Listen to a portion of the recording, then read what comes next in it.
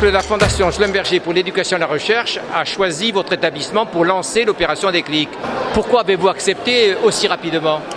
Essentiellement parce que c'est une opération un dispositif qui est mis en place dans l'établissement depuis plusieurs années et que j'étais nécessairement honoré de pouvoir les accueillir et de pouvoir participer au développement d'un dispositif qui me paraît riche, intéressant et prometteur. Donc un dispositif du coup qui nous permet de mettre en relation nos élèves avec différents chercheurs, donc ce qui permet de leur faire découvrir le milieu de la recherche. Au final c'est un dispositif qui a très bien fonctionné parce que ça a permis aux élèves de rentrer en interaction avec des acteurs, de prendre conscience que les démarches qu'on a en cours sont aussi des démarches scientifiques qui ont lieu dans le vrai milieu de la recherche. Je pense que c'est important de le montrer comment ils font, comme ça nous apprend et ça nous explique mieux par exemple ce qu'on fait en TP de physique-chimie ou de SVT et ça nous motive à faire des études scientifiques. Et vous aviez déjà rencontré des chercheurs auparavant ? Non, pas du tout, c'était vraiment la première fois. Et alors ils sont comment ? Franchement, ils sont gentils, ils essaient de nous expliquer le plus clairement possible ce qu'ils font et je trouve que c'est cool.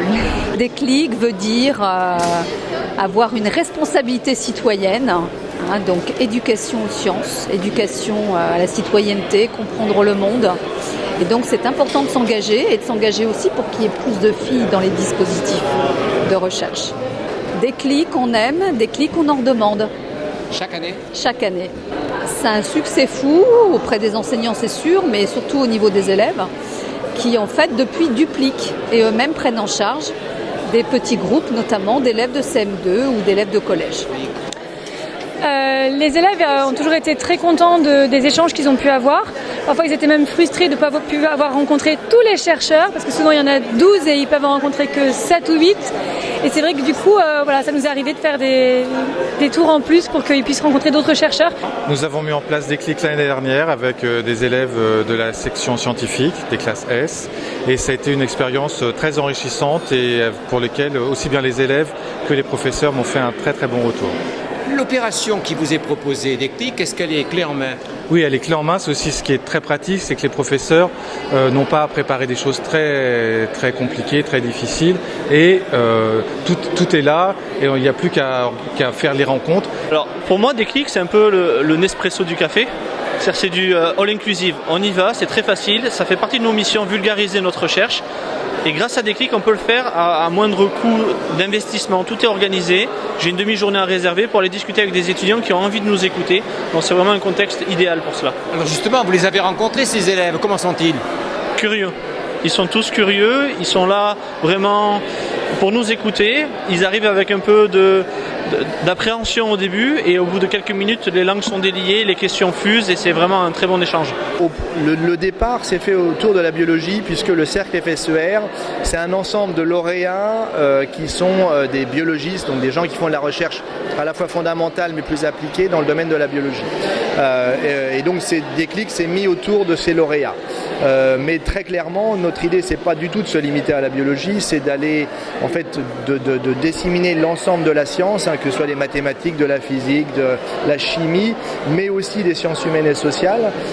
Pourquoi ? Parce que c'est un ensemble de démarches scientifiques qui sont importantes à transmettre à ces jeunes qui souvent sont peu exposés à ce type de démarche. L'intérêt le plus important, c'est peut-être de montrer la diversité des personnes qui participent à ce laboratoire de recherche, à la fois dans les cursus scolaires, dans les nationalités et dans les fonctions qu'ils occupent au sein du laboratoire. Eh bien, construire le savoir, ça se fait avec une méthode qui est la méthode de cette démarche scientifique et ça rend du coup cette démarche qu'on essaye d'enseigner aux élèves plus concrète. Et notamment, je pense aux jeunes filles qui sont parfois un petit peu frileuses quand aller dans des études scientifiques. Donc là, c'est de rencontrer des chercheuses françaises, étrangères, permet de leur donner des envies, des appétences qui, à mon sens, trouvent tout leur sens.